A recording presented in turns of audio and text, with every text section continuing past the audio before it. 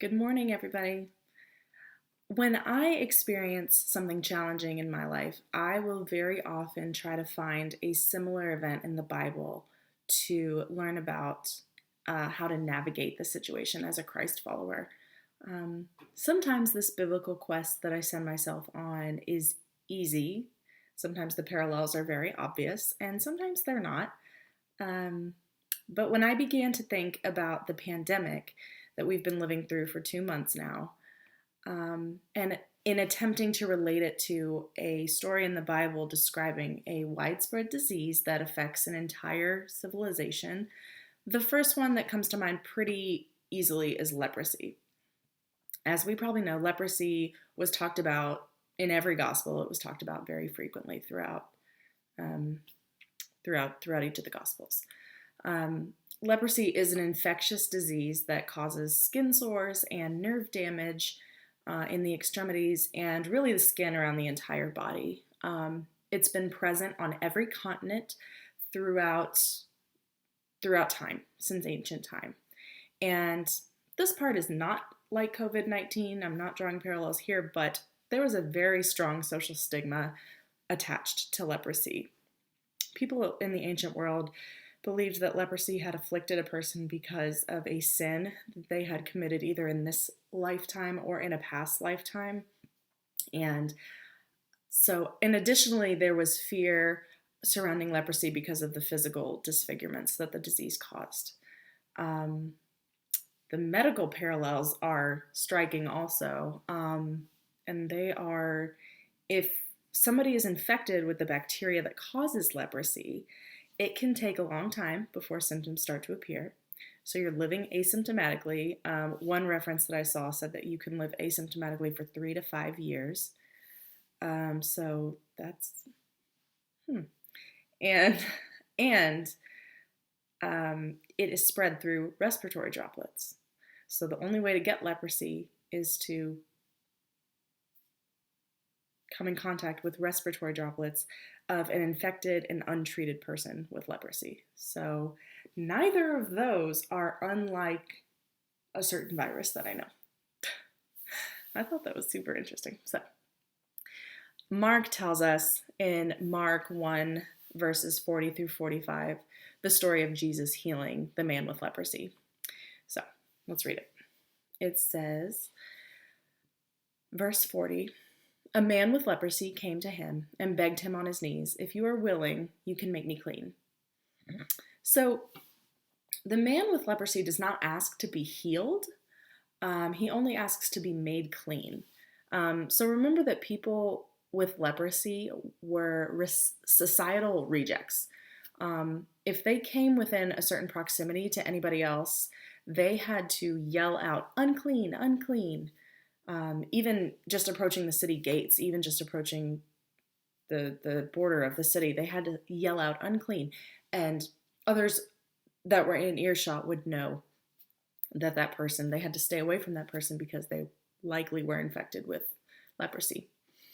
And people with leprosy were not allowed to hold jobs. They were not allowed to live with their families and among their neighbors. They were definitely not allowed to participate in religious activities.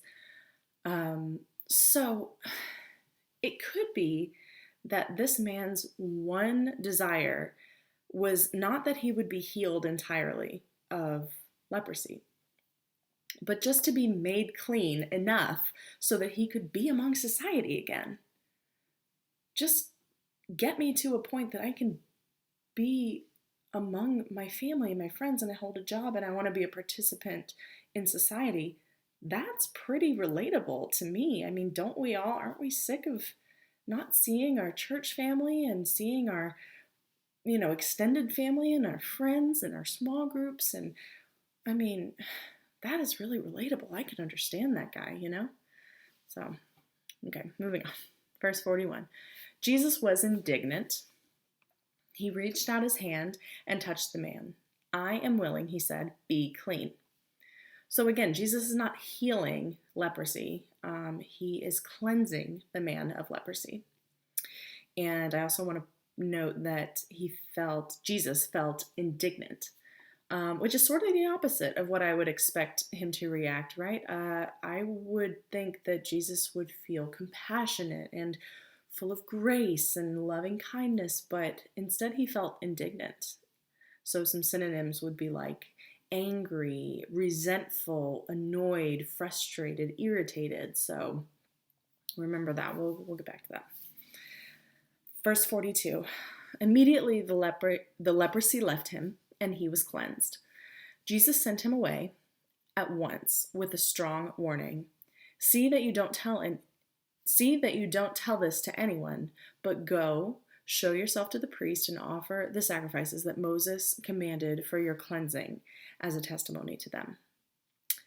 So if you're interested in, you can look it up. It's in Leviticus 14. I'm not going to flip there, but Moses in Leviticus 14 basically outlines the cleansing ritual that a person with leprosy would have to go through to prove that they are cured of leprosy and they can be integrated among society again. Sacrifices and cleansing that they have to do. So, verse 45, instead, he went out, he did not listen. Instead, he went out and began to talk freely, spreading the news. As a result, Jesus could no longer enter a town openly, but stayed outside in lonely places. Yet the people still came to him from everywhere. So now there's knowledge of Jesus having been in physical contact, not just close proximity, but physical contact with a man with leprosy. And that means he's been banned from entering towns that he would have used to go about his ministry work. It says that people still came to Jesus anyway, so his work was done regardless, but Jesus was hindered by this man with leprosy, and to me, that definitely explains at least probably one reason why Jesus felt angry with this man, indignant with him.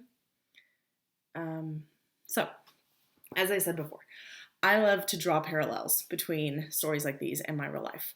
And I believe that there's a couple of examples of Jesus's actions and this leper's actions that I can model.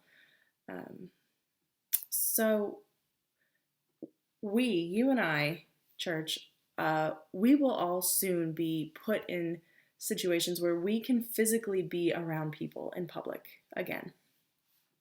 And I'm going to be really honest with all of you and tell you that I am going to be uncomfortable, probably, because I know the virus is still out there.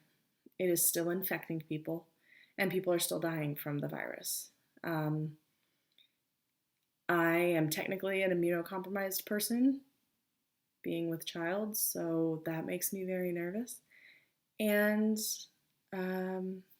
that's just I'm just being really honest with you guys. That is how I am going to feel in the reintroduction process. But I can think back to this story, and I can see that Jesus was uncomfortable too.